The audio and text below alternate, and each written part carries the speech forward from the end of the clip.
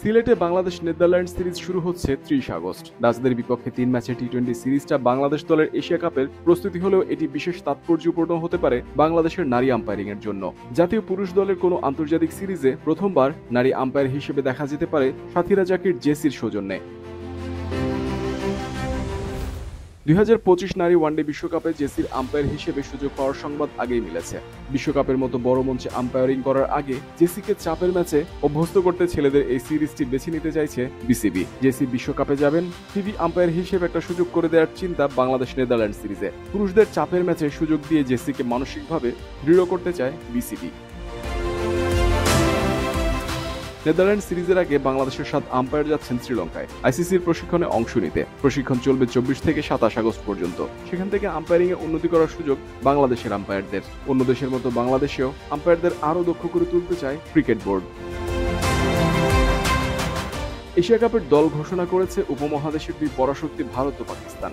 Bangladesh cricket board দল ঘোষণা করবে কবে, এমন প্রশ্ন ঘুরছে ক্রিকেট আঙ্গনে। র্যাঙ্কিংয়ে পিছিয়ে থাকায় লিপু রাজ্জাকের নির্বাচক প্যানেল দল ঘোষণা দেরিতে করবে, এমনটা জানা গেছে। ২২ আগস্ট দল ঘোষণার ডেডলাইন। এই সময়ের মধ্যেই টাইগারদের স্কোয়াড দিতে হবে।